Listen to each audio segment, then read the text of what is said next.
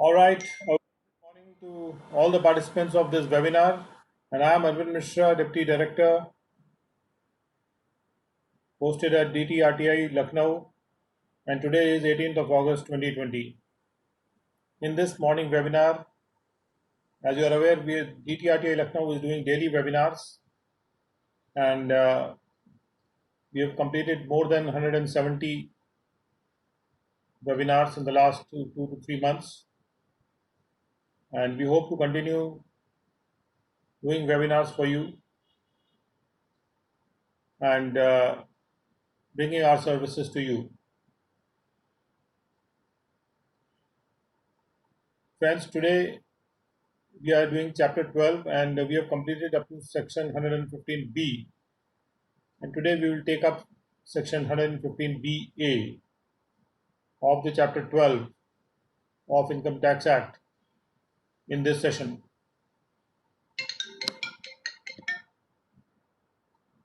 Now, as far as section 115BA is concerned, this relates to the taxes on income of certain manufacturing domestic companies, which we are going to understand in this webinar. There is an amendment that has been made with effect from 1/4/2020, whereby the manufacturing word has been added in this section. So please note this change very carefully. So therefore now this section relates to taxes on income of certain manufacturing domestic companies. And now what does this section say? You are aware that recently some changes have been made by which certain deductions have been given, some reductions have been done to the taxation of companies. So we'll try to understand what are those concessions that have been made in respect of the manufacturing companies.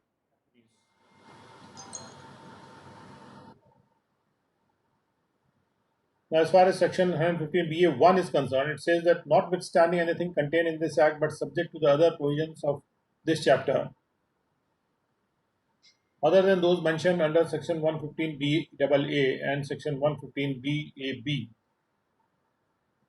When we say other than those mentioned under 115BAA and 115BAB, it means that this section is not subject to those provisions, which means that this particular provision will prevail over 115BAA and 115BAB. But of course, it is subject to other provisions of chapter 12. Because in the other provisions of chapter 12, certain specific taxation related provision has been made that will stay, and 115BAB will not come in the way of that. So, notwithstanding anything contained in this act, but subject to the other provisions of this chapter, other than those mentioned in 115BAA and BAB, the income tax payable in respect of the total income of a person being a domestic company for any previous year relevant to the assessment year beginning on or after first day of 2017 April shall at the option of such person be computed at the rate of 25% if the conditions contained in subsection 2 are satisfied. Subsection 2 में जो conditions दी हुई हैं अगर वो satisfy होती हैं तो अगर कोई ऐसा पर्सन है जो कि एक डोमेस्टिक कंपनी है और वो जो डोमेस्टिक कंपनी है वो उसके पास एक ऑप्शन रहता है 17-18 असेसमेंट ईयर ऑनवर्ड्स, उसके पास ये ऑप्शन है कि उसका जो टैक्स है वो 25% पे कंप्यूट किया जाए, 25% ऑफ द टोटल इनकम। ये ऑप्शन है, ये कंपल्शन नहीं है। तो डोमेस्टिक कंपनीज को ये ऑप्शन दिया गया है कि वो अपना टैक्स 25% पे कंप्यूट करवा सकती हैं 17-18 ऑनवर्ड्स, बशर्ते कि निम्नलिखित कंडीशंस जो सबसेक्शन 2 में दी हुई हैं वो सेटिस्फाई होनी चाहिए। तो ये कौन सी कंडीशंस हैं जो सेटिस्फाई होनी चाहिए? और जैसा आपने देखा ये प्रावधान 17-18 असेसमेंट ईयर ऑनवर्ड्स लागू हुआ है। तो कंडीशंस को देखते हैं सबसेक्शन 2 में, और कंडीशंस में दिया है कि for the purpose of subsection 1 the following condition shall apply.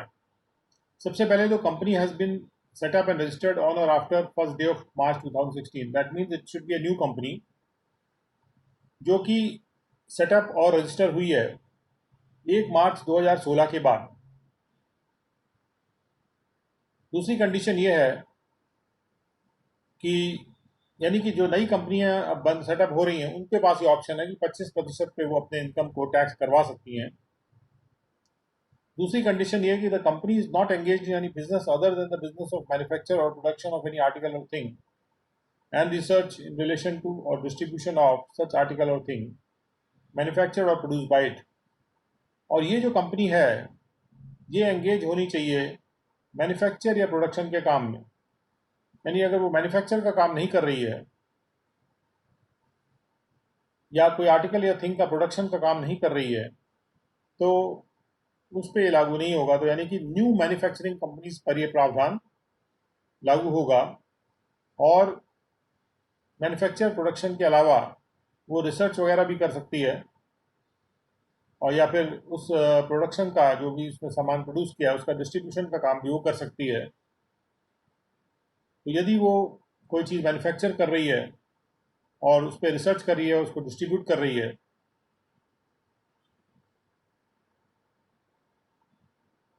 तो तब वो ये प्रावधान उस पर लागू होगा। और उसके बाद 2C में कहा total income of the company has been computed without any deduction, यानी उसकी टोटल इनकम निकाली गई है उसमें इन प्रावधानों में से कोई भी डिडक्शन उसको नहीं दिया गया, जैसे 10AA या 32AC, मतलब इवन डेप्रिसिएशन इसमें इंक्लूडेड है, और या फिर और under any provision of chapter 6A का भी कोई डिडक्शन नहीं दिया गया है under the heading deductions in respect of certain incomes,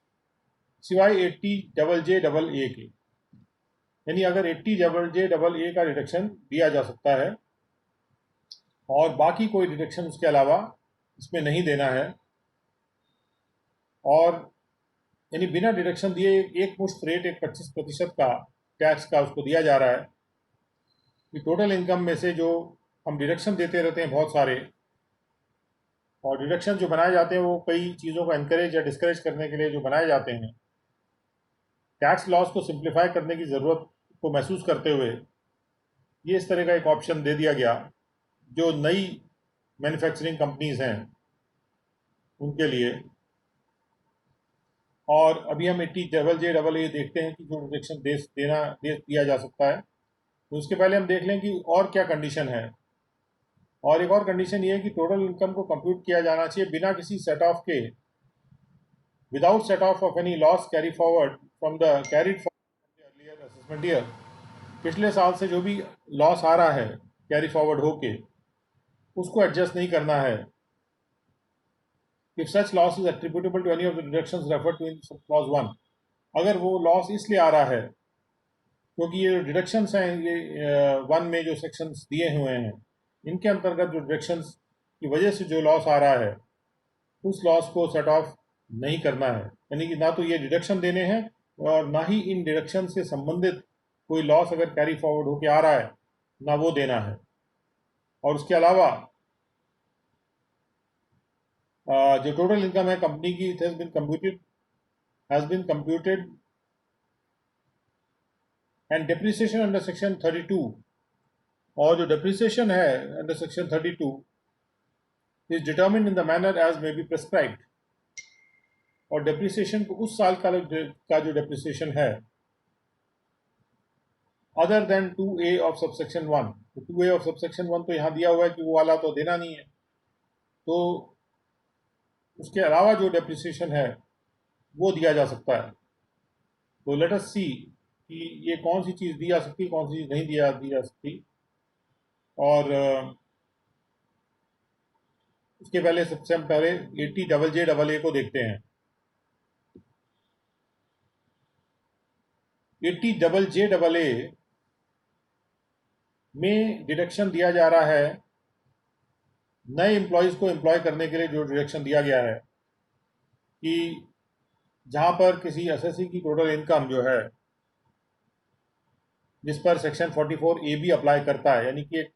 basic limit से ज़्यादा है जिसका टर्नओवर और जिसके ऑडिट कराने की ज़रूरत होती है, और इसीलिए जिस पे 44A भी अप्लाई होता है, अगर ऐसे एसएससी की ग्रॉस टोटल इनकम में बिजनेस से डिराइव्ड प्रॉफिट्स एंड गेन्स हैं, तो subject to conditions specified in subsection 2 उसको एक डिडक्शन अलाउ होगा amount equal to 30% of the additional employee cost. जो भी एडिशनल एम्प्लॉय कॉस्ट उसको पड़ रही है, यानी कि अभी हम देखते हैं एडिशनल एम्प्लॉय कॉस्ट क्या है। एडिशनल एम्प्लॉय कॉस्ट का मतलब है कि कुल एमोल्यूमेंट जो पे किए जा रहे हैं या पेबल हैं उन एडिशनल एम्प्लॉयज़ को जिनको एम्प्लॉय किया गया था प्रीवियस ईयर के दौरान। यानी कुछ एम्प्लॉयज़ तो ऐसे होते हैं जो कि नॉर्मल स्टैंडर्ड एम्प्लॉयज़ हैं उस कंपनी के, लेकिन प्रीवियस ईयर के दौरान कुछ एडिशनल एम्प्लॉयज़ उस कंपनी ने लगाए, यानी उसको उनको काम पे लगाया या उनको एम्प्लॉय किया, और इस तरह से वो जो कंपनी है वो एम्प्लॉयमेंट बढ़ा रही है देश में। तो बेसिक चीज़ ये है कि डिडक्शन उसको क्यों दिया जा रहा है, क्योंकि वो एम्प्लॉयमेंट बढ़ा रही है कंपनी, और इसलिए जो डिडक्शन दिया जा रहा है उसमें जो एडिशनल एम्प्लॉय कॉस्ट है वो उस एडिशनल एम्प्लॉय पर जो खर्चा किया जा रहा है, जो रिम्यूनरेशन एडिशनल एम्प्लॉयज़ को दिया जा रहा है, उसका जो 30% अमाउंट है वो अलाउ होता है डिडक्शन के रूप में। और जो भी एडिशनल एम्प्लॉय कॉस्ट इंकर की गई है इन the course of such business in the previous year for 3 assessment years including the assessment year relevant to the previous year in which such employment is provided. तो जो deduction है that is amount equal to 30% of the additional employee cost incurred in the course of such business in the previous year, जो previous year में incur किया गया, और ये 3 assessment years तक मिलेगा for 3 assessment years including the assessment year relevant to the previous year जिसमें वो एम्प्लॉयमेंट प्रोवाइड किया जाएगा। यानी जैसे कोई एडिशनल एम्प्लॉय लगाया गया तो उस एडिशनल एम्प्लॉय को जो भी रिम्यूनरेशन 3 असेसमेंट ईयर्स में दिया जाता है, 3 असेसमेंट ईयर्स तक उस रिम्यूनरेशन का जो 30% है वो डिडक्शन के रूप में मिलेगा उस कंपनी को जिसने भी, या उस पर्सन को जिसने उसको उस काम पर लगाया था। कोई ज़रूरी नहीं है कि वो कंपनी ही हो, it could be any SSC जिसके पास प्रॉफिट्स एंड गेन्स डिराइव हो रहे हैं बिजनेस से। हाँ, 44A उस पर लागू होना चाहिए, छोटा मोटा बिजनेस नहीं होना चाहिए। और एडिशनल एम्प्लॉय कॉस्ट को डिफाइन करते हुए ये भी कहा जा रहा है कि बशर्ते कि अगर कोई एग्जिस्टिंग बिजनेस है तो निम्नलिखित सिचुएशंस में एडिशनल एम्प्लॉय कॉस्ट नील मानी जाएगी। तो कौन से सिचुएशंस है जिसमें एडिशनल एम्प्लॉय कॉस्ट नील मानी जाएगी? अगर कोई इंक्रीज नहीं है कुल नंबर ऑफ एम्प्लॉयज़ में, जैसे आपने कुछ एम्प्लॉय हटा दिए उनकी जगह पे नए लगा दिए, तो टोटल नंबर ऑफ एम्प्लॉयज़ में अगर कोई बढ़ोतरी नहीं हुई जिनको एम्प्लॉय किया गया था आखिरी दिन पिछले साल के, यानी पिछले साल में जितने, पिछले साल के आखिरी दिन पे जितने भी टोटल नंबर ऑफ एम्प्लॉयज़ थे प्रीवियस ईयर के दौरान भी उतने ही एम्प्लॉयज़ रहे, उससे कम या उतने एम्प्लॉयज़ रहे, उससे बढ़े नहीं, यानी कि कोई बढ़त नहीं हुई नंबर ऑफ एम्प्लॉयज़ में, तो फिर एडिशनल एम्प्लॉय कॉस्ट नील मान ली जाएगी। और दूसरा ये कहा गया है कि जो एमोल्यूमेंट्स पे किए जा रहे हैं, जो कि चेक से नहीं पे किए जा रहे या इलेक्ट्रॉनिक मीन से नहीं पे किए जा रहे, उनको भी एडिशनल एम्प्लॉय कॉस्ट में नहीं जोड़ना होगा। ये इस तरह के प्रावधान है कि मतलब जैसे सरकार ये चाहती है कि लोग डिजिटल मीन्स को इस्तेमाल करें, और जो रिकॉर्डेड चैनल्स हैं पेमेंट के, जैसे चेक से पेमेंट करना या जो बैंक के थ्रू जा रहा है क्लियरिंग सिस्टम से, या बैंक ड्राफ्ट के थ्रू भी अगर जा रहा हो, ऐसा ही पेमेंट जो है वो उसी को अगर ऐसे किया जा रहा है और कैश में नहीं किया जा रहा है, तो तभी वो एम्प्लॉय कॉस्ट में लिया जाएगा और तभी वो बेनिफिट मिलेगा उस पर्सन को जिसने उसको एम्प्लॉय किया है। और उसके बाद बशर्ते फर्दर दैट जो नया बिजनेस का जो पहला साल होता है, अगर नया बिजनेस है और उसका पहला साल है, तो जो भी एम्प्लॉयमेंट्स पे किए जाते हैं एम्प्लॉयज़ को जो उस साल में एम्प्लॉय किए गए थे, तो वो सारे के सारे एम्प्लॉयमेंट जो हैं उसकी एडिशनल एम्प्लॉय कॉस्ट मानी जाएगी। यानी कि वो अगर नया साल है बिजनेस का और पहला साल है बिजनेस का और नए बिजनेस का पहला साल है, तो वहाँ पर एडिशनल वर्ड का ज़्यादा मीनिंग ना लेते हुए सीधे सीधे जितने भी एम्प्लॉयज़ उस पर्सन ने एम्प्लॉय किए थे, सारे के सारे एम्प्लॉयज़ को जो भी एम्प्लॉयमेंट्स दिए गए हैं वो सब इसमें इंक्लूड होंगे। और एडिशनल एम्प्लॉय वर्ड को भी डिफाइन करते हुए कहा गया कि एडिशनल एम्प्लॉय एक ऐसा एम्प्लॉय होता है जिसको प्रीवियस ईयर के दौरान एम्प्लॉय किया गया और जिसका एम्प्लॉयमेंट जो था उसका इफेक्ट ये है कि कुल नंबर ऑफ एम्प्लॉयज़ उससे एम्प्लॉयर के बढ़ गए जो पिछले साल के लास्ट डे पर थे। लेकिन एडिशनल एम्प्लॉय में वो एम्प्लॉय शामिल नहीं होगा जिसका टोटल एम्प्लॉयमेंट्स 25,000 से ज़्यादा है। यानी कि जो कम सैलरी वाले एम्प्लॉयज़ को जो रख रहा है उसको ये डिडक्शन मिलता है। अगर कोई ऐसा एम्प्लॉय है जिसको 25,000 रुपये पर मंथ से ज़्यादा एम्प्लॉयमेंट मिल रहा है, तो वो एडिशनल एम्प्लॉय नहीं माना जाएगा इस सेक्शन के परिधि में। और उसके अलावा अगर कोई ऐसा एम्प्लॉय है जिसके लिए पूरा पूरा कंट्रीब्यूशन जो है सरकार दे रही है एम्प्लॉय पेंशन स्कीम के तहत, जिस एम्प्लॉय पेंशन स्कीम को नोटिफाई किया गया है in accordance with the provisions of Employee Provident Fund and Miscellaneous Provisions Act 1952, तो अगर किसी एम्प्लॉय को इस प्रकार से एम्प्लॉय किया गया है और इस स्कीम के तहत और उसका जो पूरा का पूरा कंट्रीब्यूशन जो है एम्प्लॉय के लिए, यानी जो भी उसको पेमेंट जा रहा है वो सरकार की तरफ से जा रहा है, तो उसको भी इसमें शामिल नहीं किया जाएगा एज एन एडिशनल एम्प्लॉय, क्योंकि सरकार की तरफ से स्पॉन्सर हो रहा है। उसके बाद एक ऐसा एम्प्लॉय जिसको 240 दिन से कम के लिए अगर एम्प्लॉय किया गया हो for a period of less than 240 days during the previous year, उसको भी एम्प्लॉय अगर 240 दिन से कम के लिए किया गया है तो उसको भी एडिशनल एम्प्लॉय नहीं माना जाएगा। और ऐसा कोई एम्प्लॉय जो कि रिकॉग्नाइज प्रोविडेंट फंड में पार्टिसिपेट ना करता हो तो उसको भी एम्प्लॉय नहीं माना जाएगा, क्योंकि जो वेलफेयर के मेजर्स हैं जिसमें प्रोविडेंट फंड बहुत ज़रूरी है उसमें पार्टिसिपेट करना एब्सोल्युटली एसेंशियल है। और उसके बाद ये भी इसमें कहा जा रहा है कि बशर्ते कि अगर कोई ऐसा एसएससी है जो कि मैन्युफैक्चरिंग ऑफ अपैरल या फुटवेयर या लेदर प्रोडक्ट्स के मैन्युफैक्चरिंग में एंगेज्ड है, अगर कोई ऐसा एसएससी है जो जिसका बिजनेस जो है वो है मैन्युफैक्चरिंग ऑफ अपैरल यानी कपड़े, फुटवेयर यानी जूते वगैरह, और या फिर लेदर प्रोडक्ट्स चमड़े के प्रोडक्ट्स, तो ऐसे केस में जो अगर वो 150 दिन के लिए भी एम्प्लॉय होता है तो भी एडिशनल एम्प्लॉय की डेफिनेशन में वो आ जाएगा। तब 240 के दिन के लिए रखना उसको ज़रूरी नहीं है, क्योंकि ये जो इंडस्ट्रीज़ हैं इसमें कम सैलरी वाले बहुत से लोगों को टाइम टू टाइम एम्प्लॉय किया जाता है और उनको इनक्रेज करने के लिए कि वो उनको उनको जब क्योंकि वो एम्प्लॉयमेंट दे रहे हैं बहुत से लोगों को और भले ही 150 दिन भी दे रहे हो साल में, तो उनके लिए ये प्रोविज़न खास तौर पे किया गया जो मैन्युफैक्चर करते हैं कपड़े, फुटवियर या लेदर प्रोडक्ट्स, कि अगर वो 150 दिन के लिए भी किसी एम्प्लॉय को एम्प्लॉय कर लेते हैं तो उस एम्प्लॉय की जो कॉस्ट है उसका 30% को डिडक्शन के रूप में मिल जाएगा। और बशर्ते फर्दर कि जहाँ पर भी कोई एम्प्लॉय है उसको 240 दिन से कम के लिए अगर एम्प्लॉय किया गया या फिर ऊपर वाले प्रोवाइजो के केस में उसको 150 दिन से कम के लिए एम्प्लॉय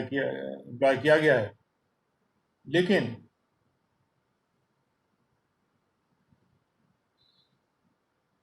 उसके अगले साल में उसको 240 या उससे ज़्यादा दिन के लिए या 150 से ज़्यादा दिन के लिए एम्प्लॉय कर लिया जाता है,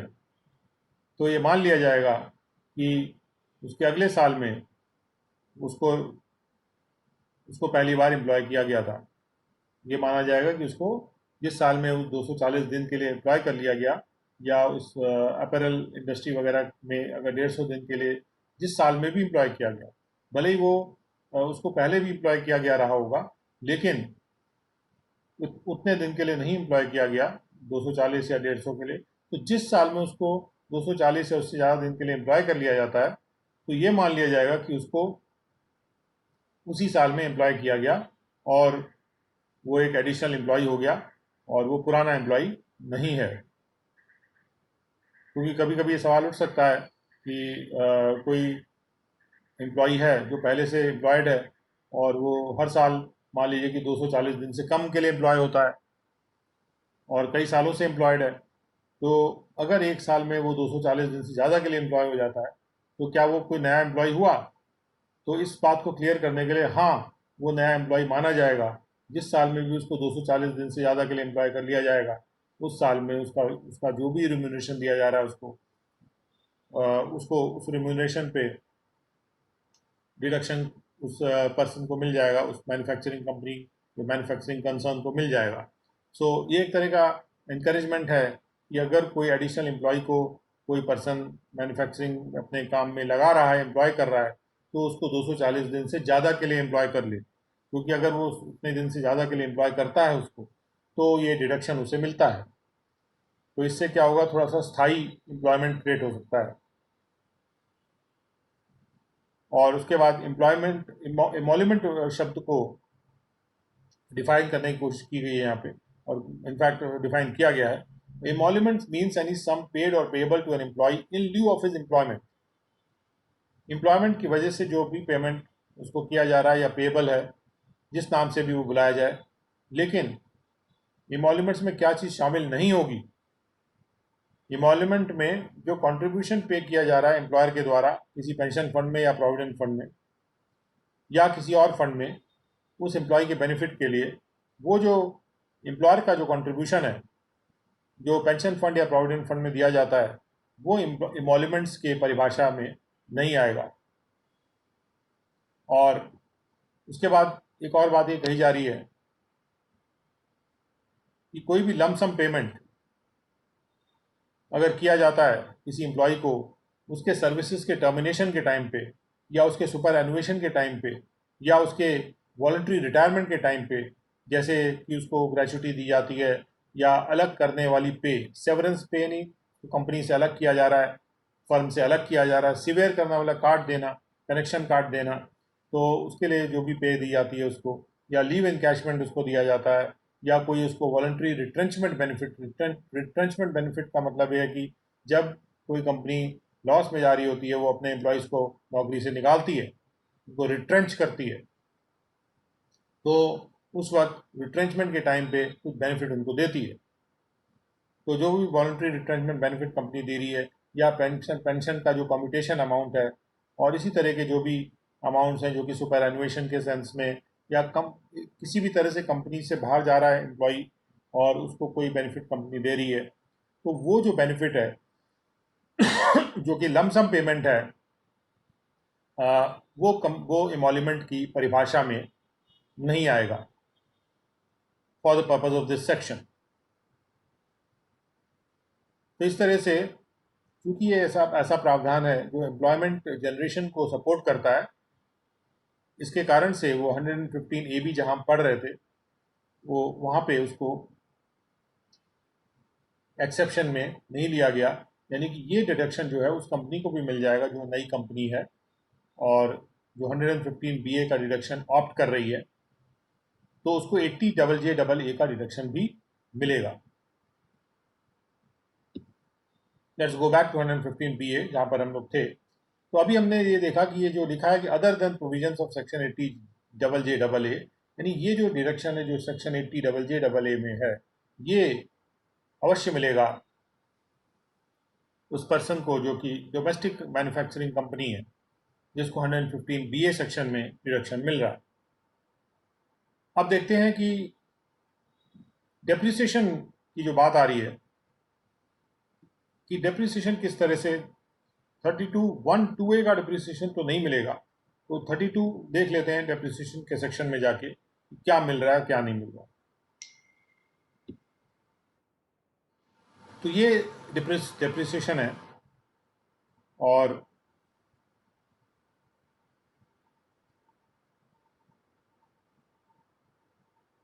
इसमें 32(1)(2)(a) का जो डेप्रिसिएशन है वो नहीं मिलने की बात हो रही है। मतलब नॉर्मल डेप्रिसिएशन तो मिलेगा, लेकिन 32(1)(2)(a) को पढ़ के देख लेते हैं कि ये कौन सा डेप्रिसिएशन है जिसको नहीं देने की बात की जा रही है। अगर कोई नई मशीनरी या प्लांट है जो कि शिप या एयरक्राफ्ट नहीं है, जिसको अक्वायर किया गया या इंस्टॉल किया गया 31 मार्च 2005 के बाद, किसी भी नई मशीनरी प्लांट जिसको कि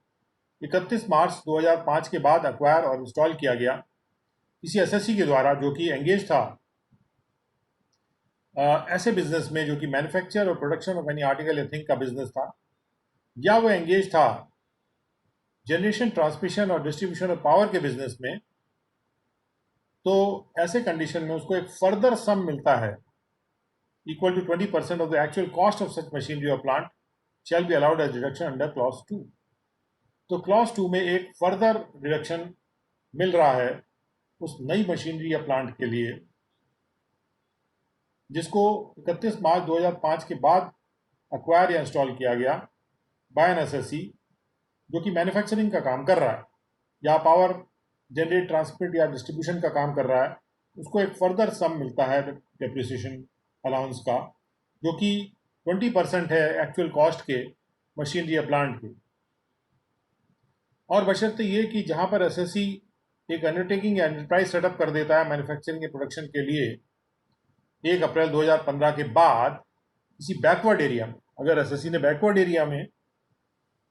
1 अप्रैल 2015 के बाद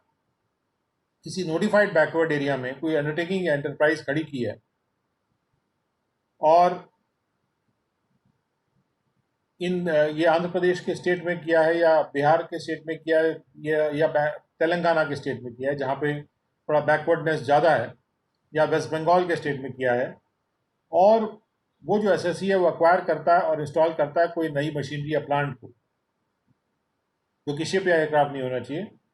उस अंडरटेकिंग या एंटरप्राइज के पर्पज से इंस्टॉल करता है ऐसे पीरियड में जो कि 1 अप्रैल 2015 से शुरू होता है और 1 अप्रैल 2020 में खत्म होता है। यानी कि 5 साल के पीरियड में अगर बैकवर्ड एरिया में कोई एंटरप्राइज या अंडरटेकिंग लगाया जा रहा है एसएससी के द्वारा, जो बैकवर्ड एरिया आंध्र प्रदेश, बिहार या तेलंगाना में है, जो नोटिफाइड बैकवर्ड एरिया है जिसको सेंट्रल गवर्नमेंट ने इस बिहाफ में नोटिफाई किया हुआ है, यानी इस सेक्शन के हिसाब से नोटिफाई किया है, तो इन 5 सालों में अगर कोई भी और ये 5 साल 1 अप्रैल 2020 को खत्म होते हैं, 1 अप्रैल 2020 से पहले खत्म होते हैं, यानी 31 मार्च 2020 को खत्म हो जाते हैं, और वो ऐसे बैकवर्ड एरिया में लगाया गया है, तो जो प्रोविजंस हैं क्लॉज 2A के, उन पे 35% डेप्रिसिएशन मिलेगा, क्योंकि वैसे तो 20% मिल रहा था फर्दर सम ऑफ डेप्रिसिएशन, लेकिन यहाँ 35% डेप्रिसिएशन उस केस में मिलता है जहाँ पे बैकवर्ड एरिया में प्लांट वो मैन्युफैक्चरिंग हो रही है, और ये नई मशीनरी और प्लांट के लिए है। उसके बाद बशर्ते ये कि कोई डिडक्शन नहीं दिया जाएगा ऐसी मशीनरी या प्लांट के लिए जिसको कि जो कि इंस्टॉलेशन से पहले कहीं यूज़ की गई रही हो इंडिया में या बाहर इंडिया से, मतलब बेसिकली वो नई मशीनरी या प्लांट होना चाहिए, या कोई ऐसी मशीनरी या प्लांट के लिए नहीं मिलेगा जो कि ऑफिस प्रेमाइसिस में लगी है, मतलब वो फैक्ट्री में लगी होनी चाहिए, रेजिडेंशियल अकोमोडेशन में लगी है या गेस्ट हाउस के अकोमोडेशन में लगी है, उस पर नहीं मिलेगा, या कोई ऐसे ऑफिस प्लान्स पे नहीं मिलेगा, या किसी भी रोड ट्रांसपोर्ट के व्हीकल पे भी नहीं मिलेगा, और या कोई ऐसी मशीनरी या प्लांट हो जिसका पूरा का पूरा एक्चुअल कॉस्ट जो है वो अलाउ कर दिया गया है डिडक्शन के रूप में, चाहे डेप्रिसिएशन के रूप में दिया गया हो चाहे दूसरे किसी रूप में दिया गया, उसका पूरा कॉस्ट ही डिडक्शन के रूप में अलाउ कर दिया गया रहा हो बिजनेस या प्रोफेशन की इनकम को कंप्यूट करने में, तो अगर उसका पूरा कॉस्ट ऑलरेडी अलाउड है तो वहाँ पर भी उसको यहाँ इस सेक्शन के इस सब सेक्शन में डिडक्शन नहीं मिलेगा। तो कहने का मतलब ये कि जो भी नई मशीनरी या प्लांट से संबंधित डेप्रिसिएशन है वो नहीं मिलेगा, और उसके अलावा जो नॉर्मल डेप्रिसिएशन है वो डेफिनेटली मिलेगा। नॉर्मल डेप्रिसिएशन जो कि 32(1) जैसे का जो प्रावधान है 32(1) में 1, 2, 3 1 2 और इस तरह से 1 2 इस तरह से आ रहे हैं कि कौन कौन से डेप्रिसिएशन इसमें मिलते हैं, किस किस रिस्पेक्ट में मिलते हैं, ये सब यहाँ पे प्रावधानित किया गया। और इसलिए 32(1) के अंतर्गत अगर जो भी डेप्रिसिएशन मिल रहा है या 32(3) के अंतर्गत जो मिल रहा है डेप्रिसिएशन, वो बाकी सब डेप्रिसिएशन मिलते हैं, लेकिन 32(1)(2)(a) में जो डेप्रिसिएशन है वो नहीं मिलता, जिसको हमने अभी स्टडी किया।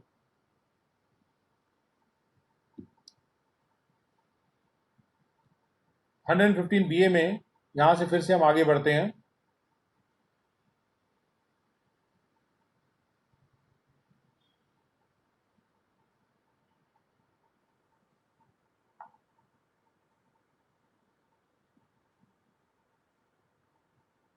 अब आते हैं हम 115(b)(a)(3) पर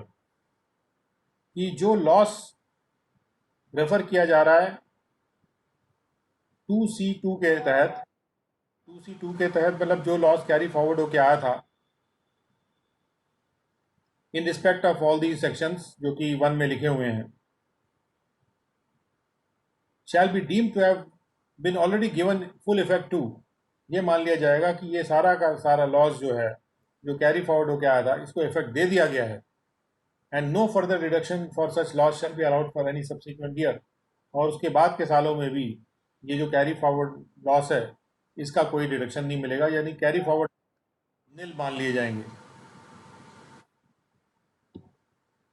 कहने का मतलब ये कि अगर 25% पे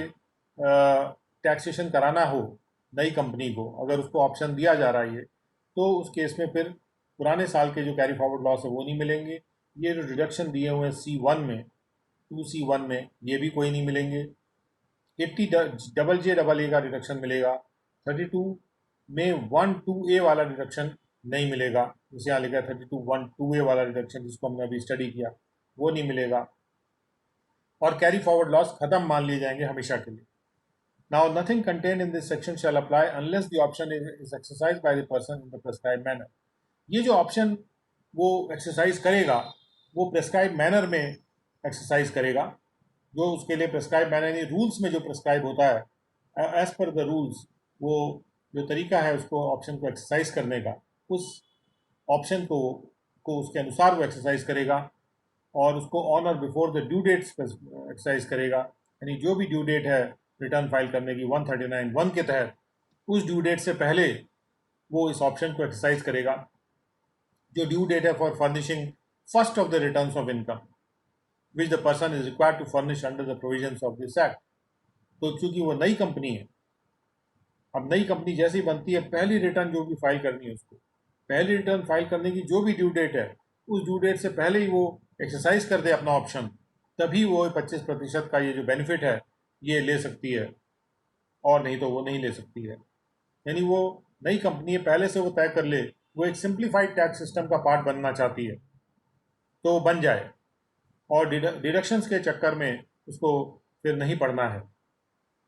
सीधा सीधा जो टोटल इनकम आएगी बिना ये सारे डिडक्शन दिए हुए जो मेंशन है इस सेक्शन में, उस टोटल इनकम पे 25% का उसको टैक्स लग जाएगा।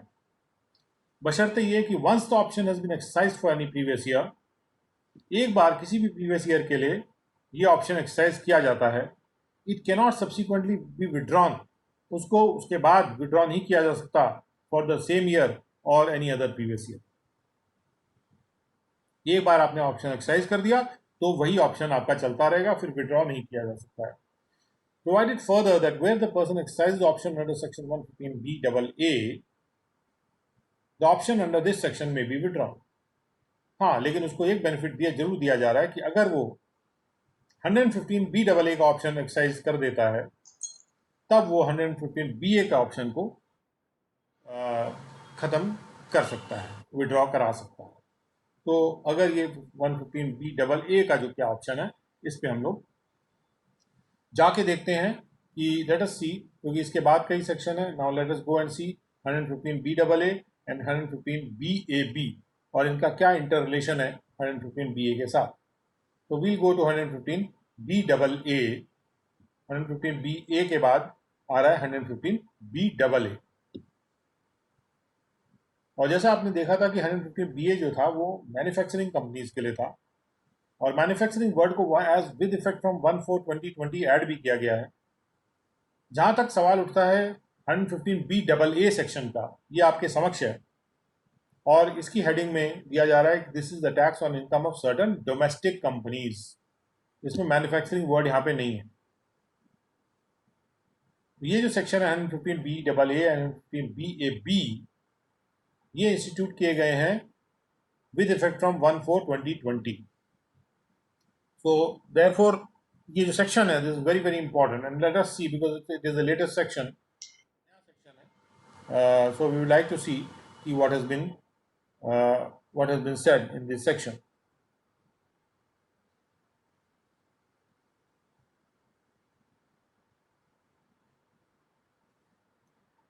Now 115BAA says that in subsection 1, notwithstanding anything contained in this act but subject to the provisions of this chapter other than those mentioned in 115BA and 115BAB, the income tax payable in respect of the total income of a person being a domestic company for any previous year relevant to assessment year beginning on or after 1st day of April 2020 shall at the option of such person be computed at the rate of 22% if the conditions contained in the subsection 2 are satisfied. सीधी सी बात कही जा रही है, domestic company कोई भी अगर है और ये प्रावधान जो है ये इस चैप्टर के प्रावधानों के सब्जेक्ट तो है, लेकिन 115BA या 115BAB के प्रावधानों के सब्जेक्ट नहीं। यानी कि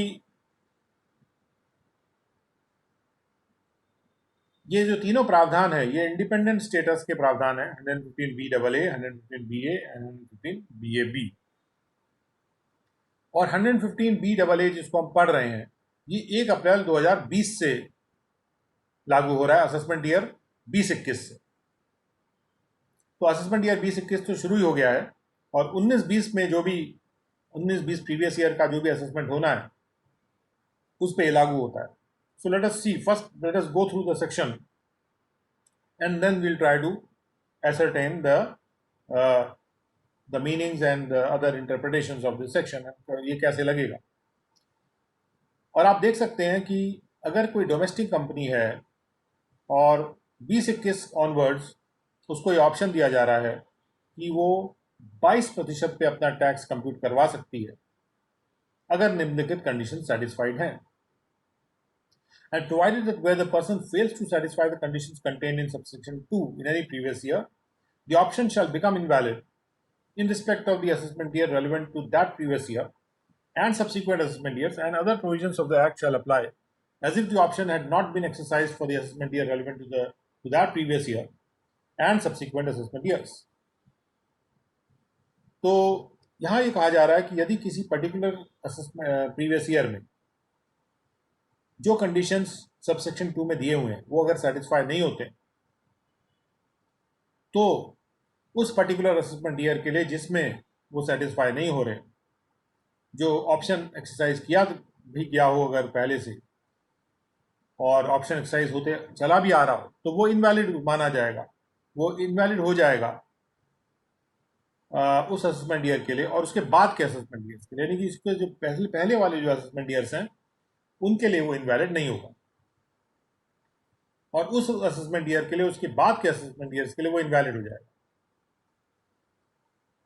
यानी जो अभी तक 22% का टैक्स उसका लगा होगा वो मान लिया जाएगा, लेकिन उस असेसमेंट ईयर से और उसके बाद के असेसमेंट ईयर्स के लिए ये माना जाएगा जैसे कि उसने वो ऑप्शन एक्सरसाइज ही नहीं किया और उसको उस ऑप्शन के बिना उसका टैक्स कंप्यूट किया जाएगा। यानी पिछले सालों पे जहां पर हमने उसको बेनिफिट दे दिया है वो वापस नहीं हो रहा है उसका। जिस साल में भी वो कंडीशन फुलफिल नहीं करता उस साल से और उसके आगे आने वाले सालों के लिए उसका ऑप्शन रिजेक्ट हो जाएगा। नाउ 115BAA2 में वो कंडीशंस दिए हुए हैं जिन कंडीशंस के तहत टोटल इनकम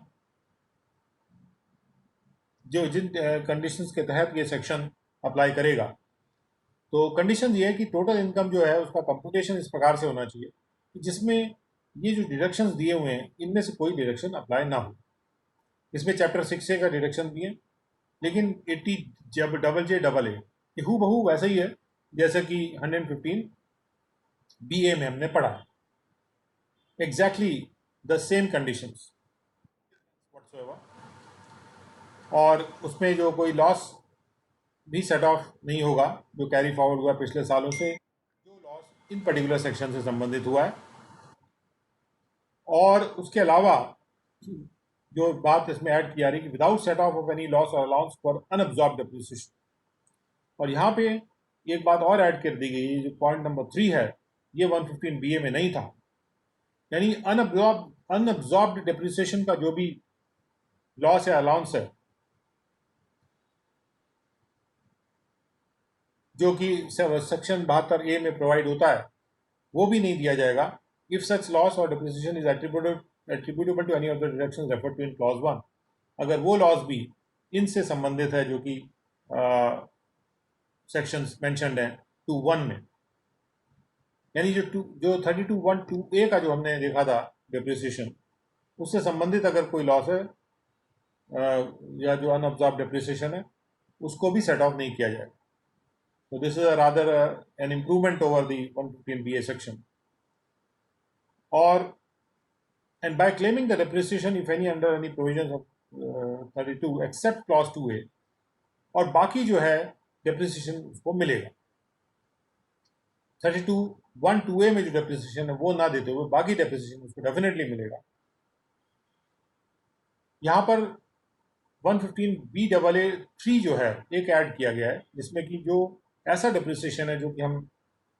2(1) में नहीं अलाउ कर रहे हैं, तो उसका सेट ऑफ भी हम अलाउ नहीं करेंगे, which is a very logical thing to say, जो कि 115BA में नहीं था। और उसके बाद 115BAA में कहा जा रहा है कि the loss and depreciation referred to in clause 2 and clause 3 of subsection 2 shall be deemed to have been given full effect. जो भी लॉस की बात हो रही है, जो कैरी फॉरवर्ड लॉस है, उसको मान लिया जाएगा उसको इफेक्ट दे दिया गया, और अब उसके आगे आने वाले सालों में भी उसको नहीं मिलेगा उस तरह का सेट ऑफ।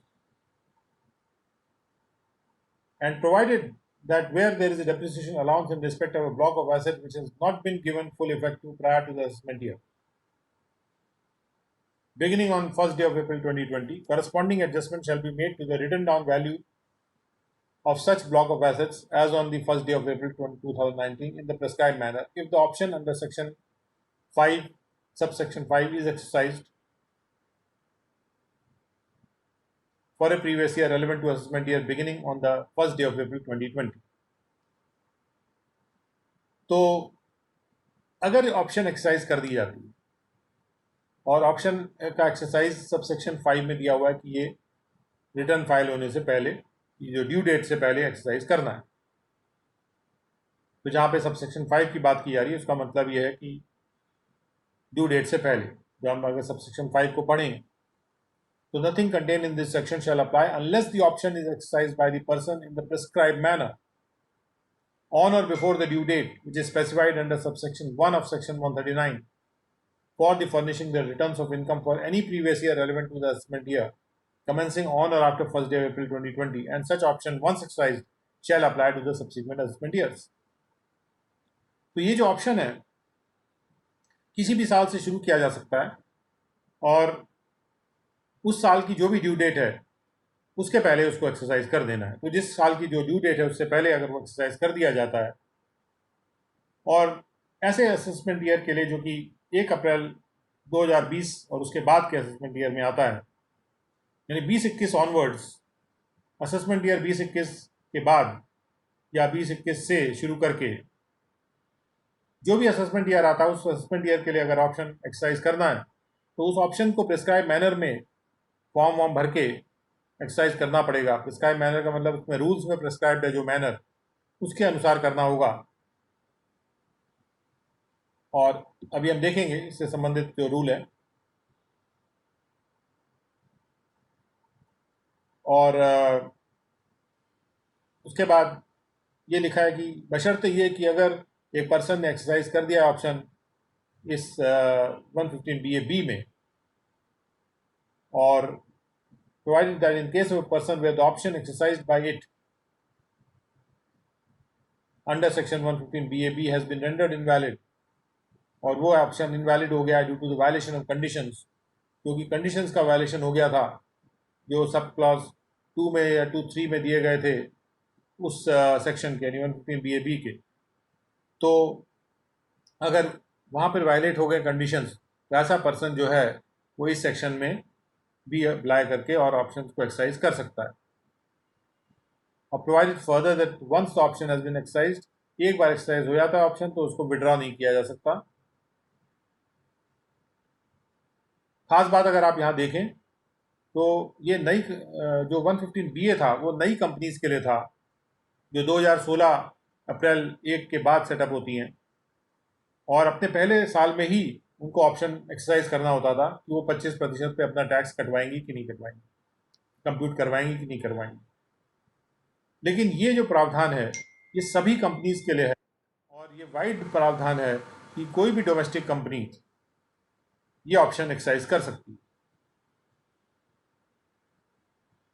और इसके बाद देखते हैं 115BAA। In case of person having unit in the international financial service centre, अगर कोई ऐसा पर्सन है जो डोमेस्टिक कंपनी है और उसका यूनिट जो है वो इंटरनेशनल फाइनेंशियल सर्विस सेंटर में है, उसका एक यूनिट, उसकी एक कोई इकाई IFSC में है, जो इंटरनेशनल फाइनेंशियल सर्विस सेंटर बनाए जाते हैं under various parts of India to encourage investment into India as referred to in subsection 1A ATLA। यानी IFSC का जो रेफरेंस है वो सेक्शन 80LA की सबसेक्शन 1A में है, विच हैज़ एक्सरसाइज्ड ऑप्शन। और अगर उस पर्सन ने ऑप्शन एक्सरसाइज कर दिया है सबसेक्शन 5 में, तो जो कंडीशंस सबसेक्शन 2 में है they shall be modified to the extent that the deduction under section 80LA shall be available to such unit. तो उस यूनिट को जो IFSC में है उसको ये सेक्शन 80LA का डिडक्शन जरूर मिलेगा, shall be available to such unit subject to fulfillment of the conditions contained in that subsection। 80LA में जो जो भी कंडीशंस हैं उनको अगर वो सेटिस्फाई करता है तो 80LA का डिडक्शन IFSC में जो सिचुएटेड कंपनी है उसको डेफिनेटली मिलेगा, जबकि बाकी किसी कंपनी को 80LA का डिडक्शन नहीं मिल रहा है। तो इसके इस पर्पज से ये 80LA का जो डिडक्शन IFSC में जो सिचुएटेड है यूनिट उसको दिया जा रहा है, जिसको कि हम जो एनकरेजमेंट कर रहे हैं कि लोग IFSC में अपने अपने काम को करें, वहाँ पे अपना यूनिट खोलें, तो उसको एनकरेज करने के लिए ये 80LA वाला जो डिडक्शन है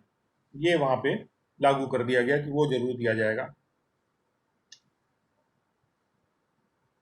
और ये एक तरह से सभी डोमेस्टिक कंपनीज के लिए 22% पे वो चाहें तो अपने टैक्स को करवा सकती हैं। तो एनी डोमेस्टिक कंपनी थिंक्स कि हमारे यहाँ उनको 22% से ज़्यादा टैक्स नहीं देना है तो 22% पे अपना टैक्सेशन कर सकती हैं। तो this is a big relief that has been given from 1/4/2020 to domestic companies, जिससे कि दे कैन फील कि उनका पास जो टैक्स का बर्डन है वो उनको कम लगे और ग्रोथ पर वो ज़्यादा फोकस कर सकें। इसके पहले कि हम अगले सेक्शन में जाएं, I think that it will be appropriate कि अगर हम 80LA का जो बेनिफिट है उसको भी समझ लेते हैं।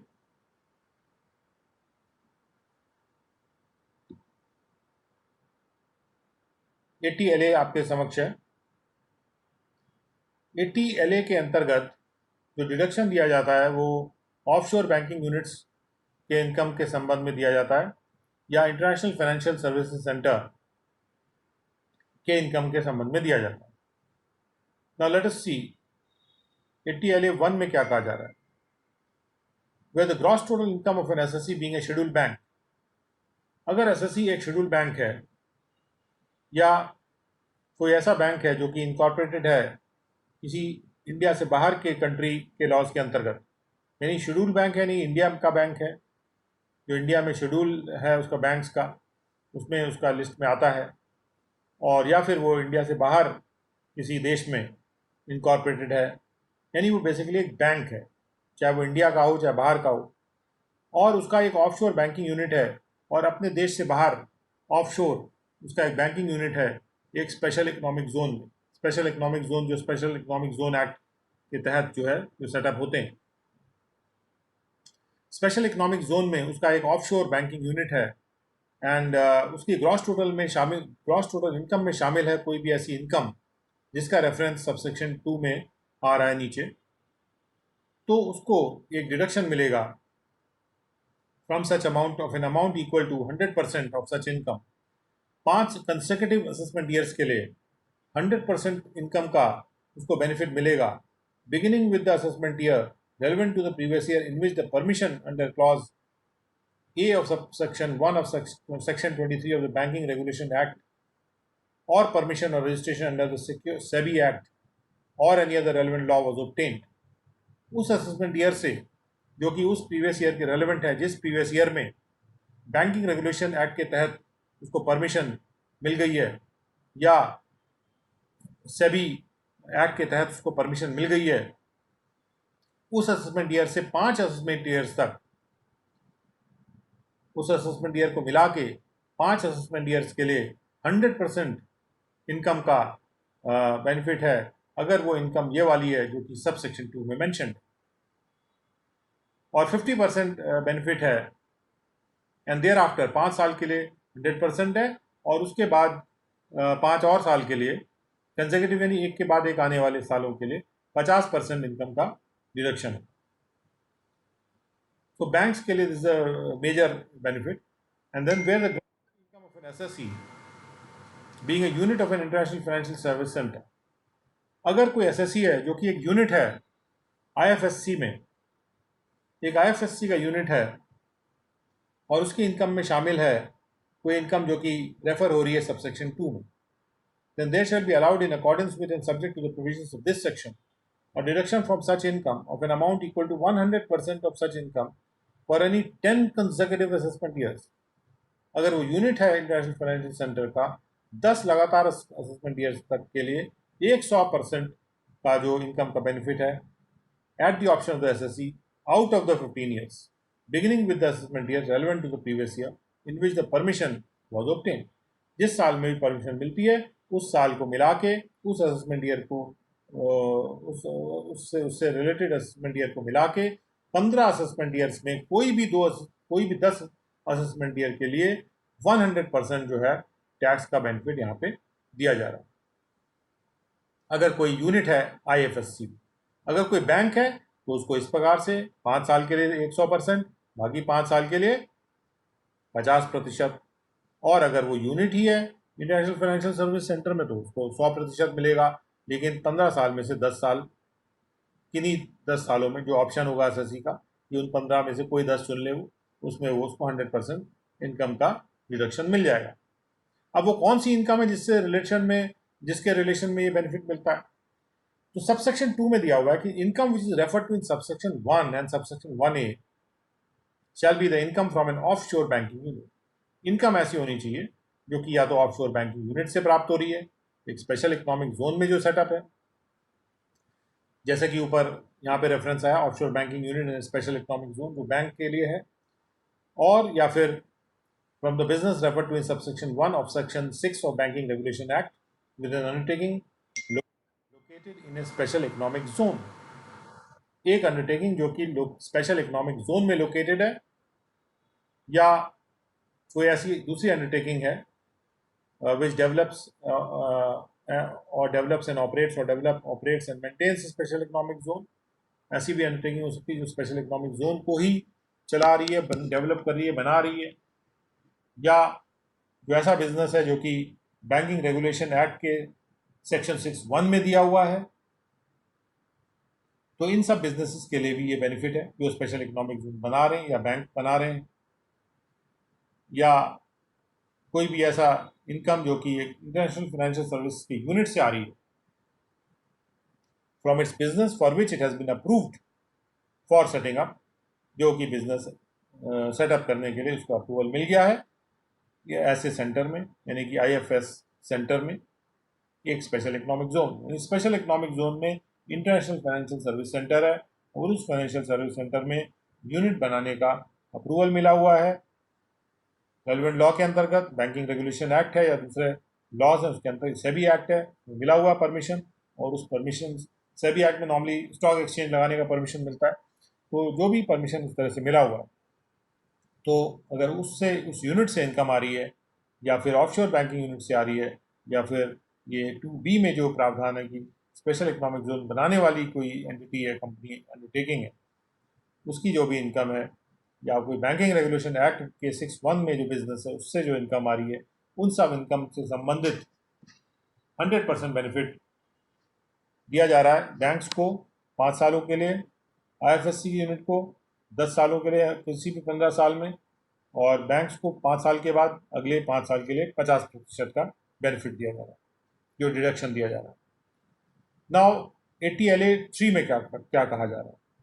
ATLA 3 में कहा जा रहा है कि no deduction under this section shall be allowed unless the assessee furnishes along with the return of income the report in the form specified by the CBDT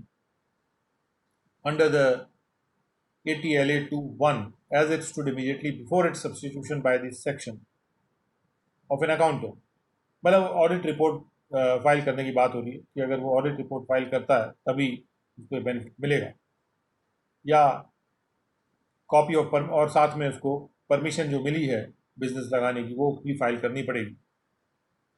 और उसके बाद एक्सप्लेनेशन में इंटरनेशनल फाइनेंशियल सर्विस सेंटर की definition है वो special economic zones act 2005 से लिया गया है। शेड्यूल बैंक की डेफिनेशन को reserve bank of India act से लिया गया है। स्पेशल इकोनॉमिक जोन की डेफिनेशन को स्पेशल इकोनॉमिक जोन्स एक्ट 2005 से लिया गया है। यूनिट की डेफिनेशन, तो यूनिट ऑफ IFSC की बात हो रही है, उसकी डेफिनेशन भी स्पेशल इकोनॉमिक जोन्स एक्ट 2005 से लिया गया। So therefore, this is a wonderful benefit for under section 80LA। और इस बेनिफिट के संदर्भ में जो डोमेस्टिक कंपनीज हैं जो कि ये 22% के 115BA जो डोमेस्टिक कंपनीज है जो 22% का ये ऑप्शन लेंगी उनको ये 80LA का भी बेनिफिट मिलेगा, क्योंकि ये एक एनकरेज करने का बेनिफिट है। ये बेनिफिट तो उनको डेफिनेटली मिलेगा। और इसके बाद सेक्शन आ रहा है 115BAB। BAB में अगर BAB में जो भी अगर कंडीशन दी गई अगर वो वायलेट हो जाती हैं तो भी इस सेक्शन में वो कंपनी अपना बेनिफिट ले सकती है। और इसके संबंध में जो रूल है, रूल 21AE,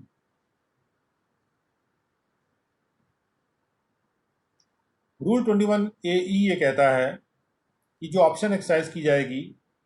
115BAA के सबसेक्शन 5 के अंतर्गत, जो कि डोमेस्टिक कंपनी द्वारा की जाएगी और 1 अप्रैल 2020 असेसमेंट ईयर या उसके बाद के लिए की जाएगी, वो फॉर्म नंबर 10 IC में होगा। जो फॉर्म नंबर 10 IC है,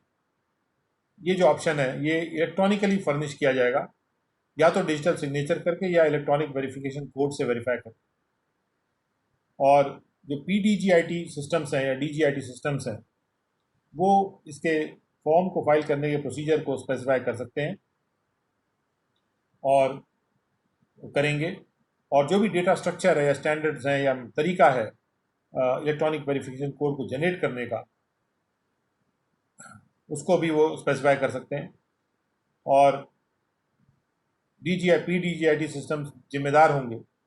जो भी सिक्योरिटी आर्काइवल मतलब स्टोर करके रखना, रिट्रीवल मतलब स्टोरेज से निकालना, जो उससे संबंधित नीतियां हैं, या सुरक्षित रखना, सिक्योरिटी आर्काइवल एंड रिट्रीवल की जो भी पॉलिसीज हैं उनको इम्प्लीमेंट करने के लिए और फॉर्मुलेट करने के लिए PDGIT सिस्टम्स जो हैं वो जिम्मेदार होंगे इस फॉर्म के संबंध में कि ये फॉर्म जो है वो सही सिक्योर रहे और ये फॉर्म को सही जगह से स्टोर किया जा सके और ये फॉर्म जब भी चाहिए रिट्रीव भी निकाला भी जा सके वापस। इससे इसके संबंध में जो जिम्मेदारी है ये PDGIT सिस्टम्स पर दी गई है। Now we come to 115BAB।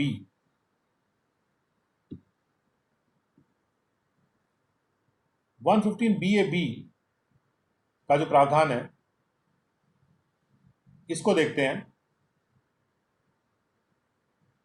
और ये नई मैन्युफैक्चरिंग डोमेस्टिक कंपनीज के लिए है, और जहां पर ये प्रावधान एप्लीकेबल है, it will not be dependent on other sections. जो भी व्यक्ति इस प्रावधान के अंतर्गत ऑप्शन ले लेता है तो उसको वो ऑप्शन मिल जाएगा। तो जैसे हमने देखा, कोई भी और डोमेस्टिक कंपनी अगर है उसको तो 22% का प्रावधान दिया गया है 115BAA में। लेकिन जो न्यू मैन्युफैक्चरिंग डोमेस्टिक कंपनी है, जैसे हमने देखा था 115BA में न्यू मैन्युफैक्चरिंग डोमेस्टिक कंपनीज के लिए 25% का रेट तय किया गया। अब 1 अप्रैल 2020 से उनको ये कहा जा रहा है कि आप अगर new new manufacturing domestic company है, आप इस तरह के रेट को ऑफर, इस रेट के ऑफर को जो सरकार ने दिया है उसको आप ऑप्शन ले सकते हैं। तो इसमें कहा जा रहा है कि यदि डोमेस्टिक कंपनी है और उसकी जो इनकम है 1 अप्रैल 2020 असेसमेंट ईयर के बाद, उसको ऑप्शन है कि वो अपने इनकम को अपने इनकम पे जो टैक्स है वो 15% रेट पर कंप्यूट करवा सकता है, अगर निम्नलिखित जो सबसेक्शन 2 में कंडीशन है वो फुलफिल हो जाती है। उसके बाद ये कहा जा रहा है कि provided that where the total income of a person includes any income which has neither been derived from nor is incidental to manufacturing or production of any article or thing, and in respect of which no specific rate of tax has been provided separately under this chapter, such income shall be taxed at the rate of 22%. अगर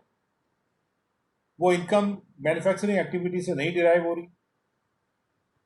अगर non manufacturing activity की income है, any income which is, या तो वो derive नहीं हो रही है या ना ही इंसिडेंटल है, ना तो डायरेक्टली मैन्युफैक्चरिंग से डिराइव हो रही है और ना वो इंसिडेंटल है मैन्युफैक्चरिंग के। अगर इंसिडेंटल भी है मैन्युफैक्चरिंग या प्रोडक्शन के तो भी 15% का बेनिफिट दिया जा सकता है। लेकिन अगर वो इंसिडेंटल भी नहीं है मैन्युफैक्चरिंग या प्रोडक्शन एक्टिविटी से, और जिसके रिस्पेक्ट में कोई स्पेसिफिक रेट ऑफ टैक्स नहीं प्रोवाइड किया गया इस चैप्टर में, इस चैप्टर में कोई प्रावधान नहीं है जहाँ पे उसको स्पेसिफिक रेट ऑफ टैक्स दिया गया है, तो फिर वो 22% पे टैक्स हो जाएगा। 22%, जो कि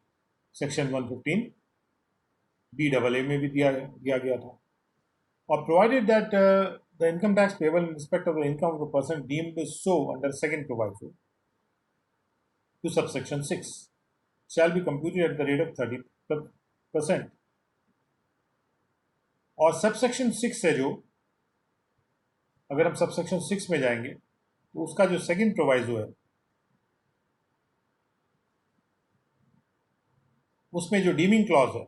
यानी provided further the amount being profits in excess of the amount of the profit determined by the assessing officer shall be deemed to be the income of the person. तो जहाँ पे वो डीमिंग क्लॉज में income deem की जा रही है वहाँ पे 30% तो 30% का रेट अप्लाई होगा।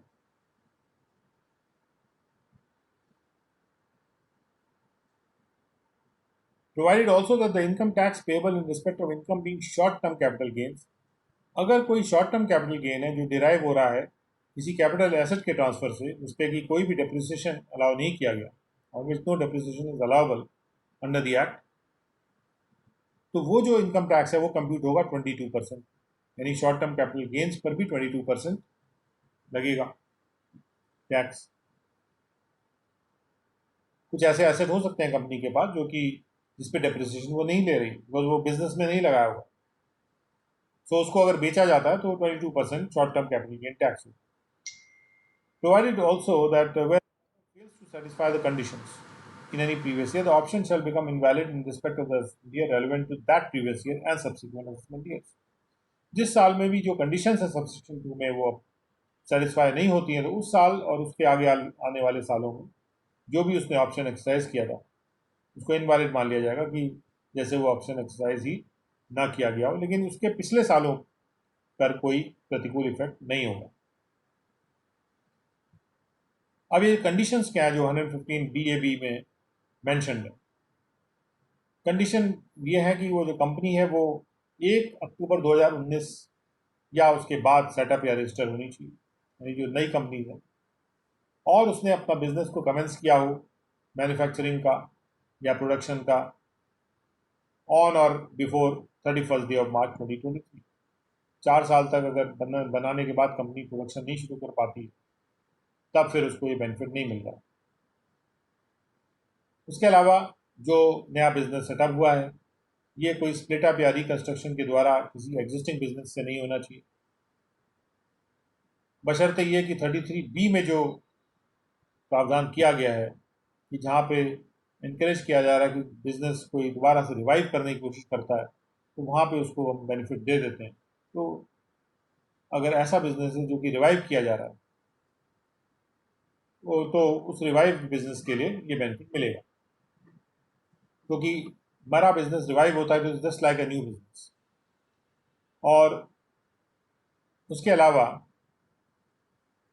वो ऐसी कोई मशीनरी या प्लांट यूज़ नहीं करता जिसको किसी और पर्पज़ के लिए यूज़ किया गया हो, मतलब नया बिजनेस है।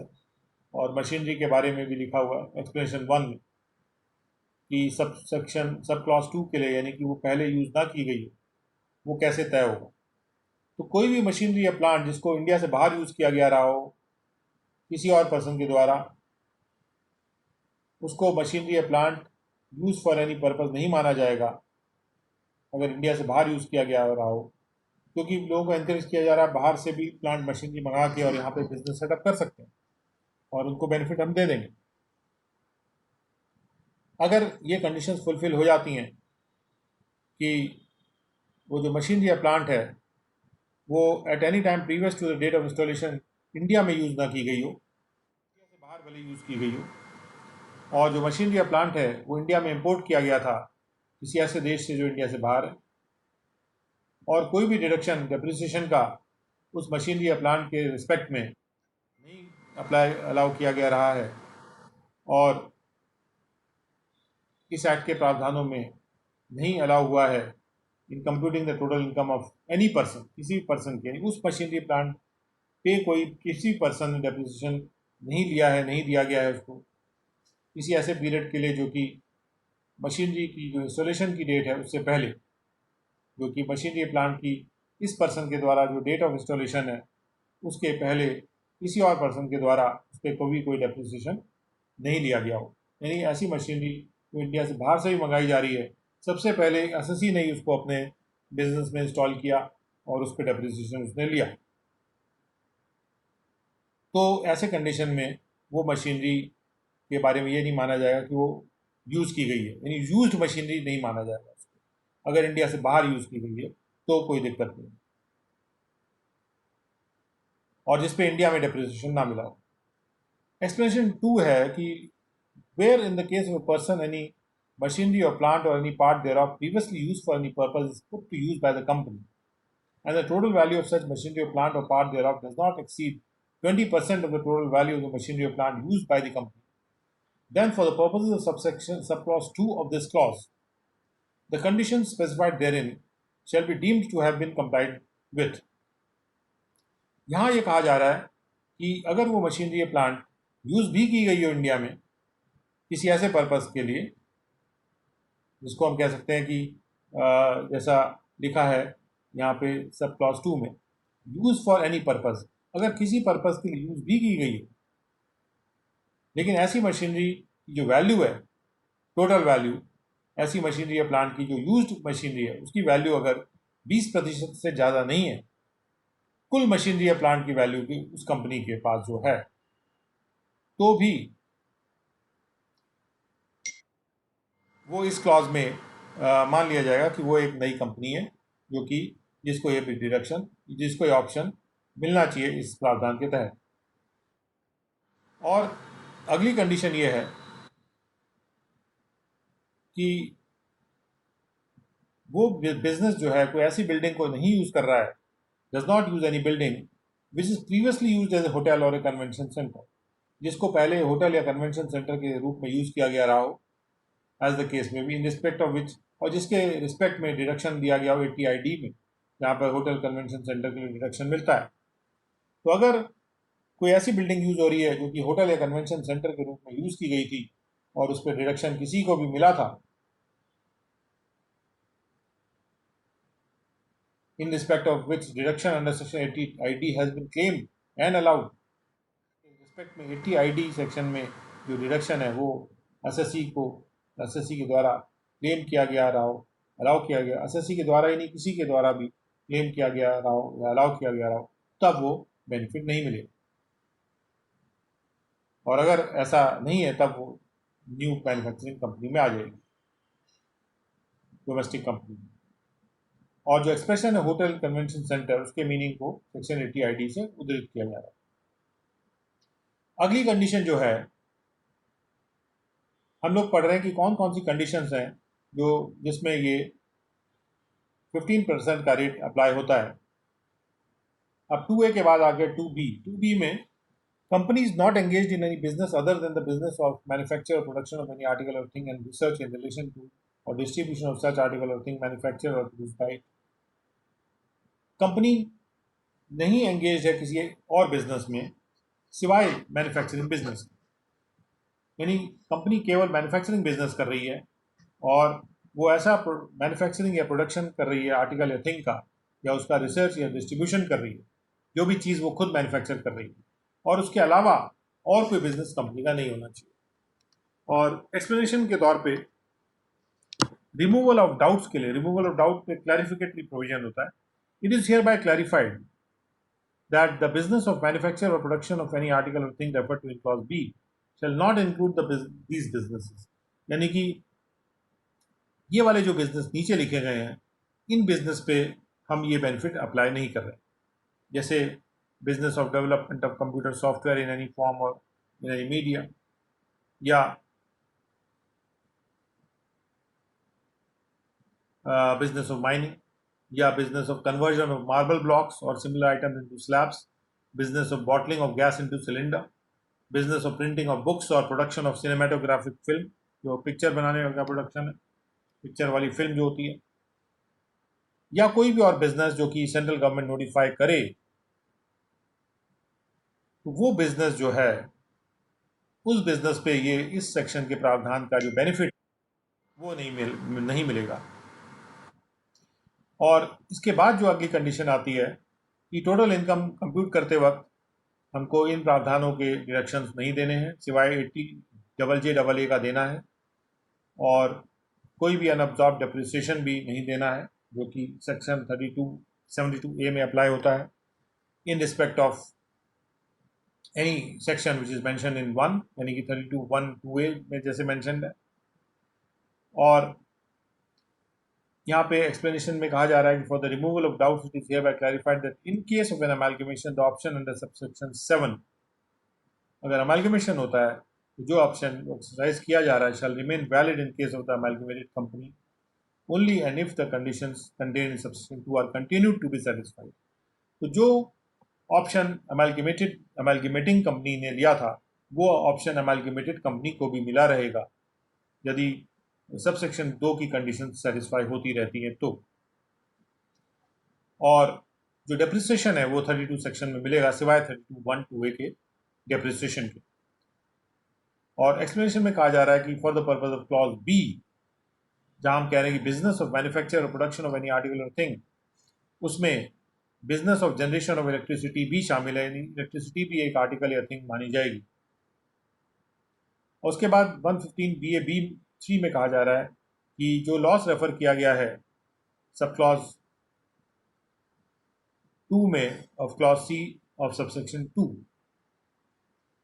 शैल be deemed to have been given full effect. जो भी लॉस कैरी फॉरवर्ड लॉस की बात की गई है उसको पूरा इफेक्ट मान लिया जाएगा, पूरा इफेक्ट दे दिया गया है, और उसके आगे आने वाले सालों में कोई फर्दर डिडक्शन उस लॉस का या कोई सेट ऑफ नहीं दिया जाएगा। 115BA(B)(4) में कहा जा रहा है if any difficulty arises regarding fulfilment of the conditions contained in sub clause 2 or sub clause 3 of clause A of subsection 2 or clause B of such subsection as the case may be, अगर कोई difficulty आती है subsection 2 के condition satisfy हो रहे हैं कि नहीं हो रहे हैं, द बोर्ड सेंट्रल गवर्नमेंट के अप्रूवल से गाइडलाइन इशू कर सकता है डिफिकल्टी को रिमूव करने के लिए। Board with the approval of central government means the board has to get the approval of the finance ministry, the finance minister for this purpose, and then it can issue the guidelines for the purpose of removing the difficulty, जो भी difficulty आ रही है पता लगाने में, कि conditions fulfil हो रही कि नहीं हो रही हैं, and to promote the manufacturing और प्रोडक्शन ऑफ द आर्टिकल और thing using new plant and machinery, और नई मशीनरी या प्लांट को यूज़ करके जो मैन्युफैक्चरिंग या प्रोडक्शन का काम है उसको आगे प्रमोट करना, बढ़ावा देने के लिए और डिफ़िकल्टी को रिमूव करने के लिए जो भी गाइडलाइंस हैं वो बोर्ड सेंट्रल गवर्नमेंट के अप्रूवल से इशू कर सकता है. And every guideline issued by the board under subsection 4 shall be laid before the Parliament, House of Parliament, each House of Parliament. वो गाइडलाइन प्रत्येक हाउस ऑफ पार्लियामेंट के सामने ले की जाएगी जैसे रूल्स वगैरह ले डाउन करे जाते हैं. And shall be binding on the person and shall be binding on the income tax authority subordinate to, और उस पर्सन पे जो कि एसएससी है उस पर भी बाइंडिंग होगी वो गाइडलाइन, और साथ में वो इनकम टैक्स अथॉरिटीज पे भी बाइंडिंग होगी, दोनों पे बाइंडिंग होगी. यानी कोई ये नहीं कह सकता कि ये गाइडलाइन है ये केवल डिपार्टमेंट के लिए, हमारे लिए नहीं है. एसएससी पे भी ये गाइडलाइन बाइंडिंग होगी. And where it appears to the assessing officer 115 BAB 6 में कहा जा रहा है कि असेसिंग ऑफिसर को जहाँ यह प्रतीत होता है कि owing to the close connection between the person to which this section applies and any other person or for any other reason, जो बिजनेस का कोर्स है उन लोगों के बीच में, जो एसएससी और दूसरे लोगों के बीच में ऐसे अरेंज कर दिया गया है कि जो बिजनेस ट्रांजैक्ट किया जाएगा उनके बीच में वो उस पर्सन को प्रोड्यूस करेगा ऑर्डिनरी प्रॉफिट से ज़्यादा, और जो उस बिजनेस में अराइज हो सकते हैं उससे भी ज़्यादा उसको प्रॉफिट अराइज करेगा. तो असेसिंग ऑफिसर के पास ये ड्यूटी होगी कि वो प्रॉफिट्स एंड गेन्स को ऐसे बिजनेस के कंप्यूट करते वक्त इस सेक्शन के पर्पस से उन प्रॉफिट्स को रीजनेबली डीम करके ले ले. Take the amount of profit as may be reasonably deemed to have been derived therefrom, कि असेसिंग ऑफिसर को जो लगता है रीजनेबली कि कितना प्रॉफिट होना चाहिए उस बिजनेस से, उतना प्रॉफिट असेसिंग ऑफिसर ले सकता है. क्योंकि यहाँ पर हम लोग कम टैक्स रेट ऑफर कर रहे हैं, तो हो सकता है कि कुछ लोग अपने बिजनेस को ऐसे अरेंज कर लें कि कम रेट ऑफ टैक्स लेने के लिए वो सुपर प्रॉफिट्स दिखाएं, ज़्यादा प्रॉफिट दिखाएं, जिससे कि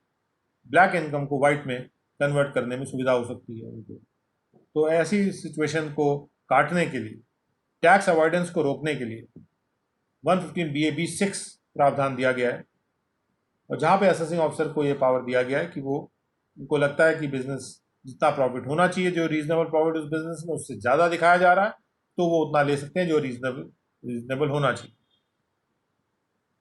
And provided that in case of aforesaid arrangement involves a specific domestic transaction referred to in section 92BA, अगर ये जो अरेंजमेंट की बात की जा रही है इसमें कोई स्पेसिफिक डोमेस्टिक ट्रांजैक्शन है जिसका रेफरेंस 92BA में है, तो जो अमाउंट ऑफ प्रॉफिट्स ऐसे ट्रांजैक्शन से डिटरमिन किए जाएंगे वो आर्म्स लेंथ प्राइस को ध्यान में रखते हुए किए जाएंगे, जो उसको कि 92F2 में दिया गया है, जो कि ट्रांसफर प्राइसिंग के जो प्रावधान है. And provided further, the amount being profits in excess of the amount of profit determined by the assessing officer shall be deemed to be the income of the person. और जो बाकी profits होंगे वो जो एक्सेस में होंगे वो जो प्रॉफिट्स होंगे, जो excess of the amount of the profit जो असेसिंग ऑफिसर डिटरमिन करेंगे इस पर्टिकुलर सेक्शन के लिए, उसके अलावा जो भी प्रॉफिट्स होंगे वो उस पर्सन की इनकम मान लिए जाएंगे, और उनको यानी कि उनको सेपरेट 30% रेट पे फिर टैक्स किया जाएगा जैसा कि ऊपर दिया गया. और 115 BAB 7 में कहा जा रहा है कि इसके लिए, इस बेनिफिट को ऑब्टेन करने के लिए एक ऑप्शन एक्सरसाइज करना पड़ेगा, जिसमें कि फॉर्म भर के जमा करना होगा और ऑडिट रिपोर्ट वगैरह लगानी होगी, और उसके बाद एक बार ऑप्शन एक्सरसाइज हो जाती है तो वो आगे के लिए बनी रहेगी, उसको कैंसिल नहीं किया जा सकता. और तो इस तरह से ये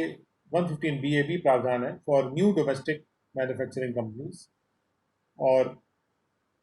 ये प्रावधान एप्लीकेबल हो रहा है उन कंपनीज के लिए जो 1 अक्टूबर 2019 तारीख या उसके बाद जो रजिस्टर हो रही हैं, और जो अपना बिजनेस जो है मैन्युफैक्चरिंग या प्रोडक्शन का वो 2023 31 मार्च तक शुरू कर देती हैं. और ये जो कम रेट है ये मैन्युफैक्चरिंग कंपनीज को दिया जा रहा है, जिससे कि हमारे देश में जो मैन्युफैक्चरिंग का काम है वो ग्रो करे, और जिसको लगता है वो 15% पे टैक्स दे के और मैन्युफैक्चरिंग एक्टिविटी कर सकता है और बिना कोई और डिडक्शन क्लेम किए, जो नॉर्मली हम लोग डिडक्शन देते हैं, तो उसके लिए एक सिंप्लीफाइड सिस्टम बनाया जा रहा है, नहीं बना दिया गया है, एक ऑप्शन लेने का नई कंपनीज के लिए, जो न्यू डोमेस्टिक मैन्युफैक्चरिंग कंपनीज है, कि वो अपने टैक्स को इस प्रकार से ऑर्गेनाइज कर सकती हैं कि उनको 15% टैक्स देना पड़े अपने मैन्युफैक्चरिंग के एक्टिविटी के इनकम के ऊपर, और बाकी कोई अगर इनकम है तो उस पर 22% का टैक्स उनको देना पड़े। इस तरह से वो अपने सिस्टम, अपने बिजनेस को ऑर्गेनाइज कर सकती हैं। और अगर कोई शॉर्ट टर्म कैपिटल गेन है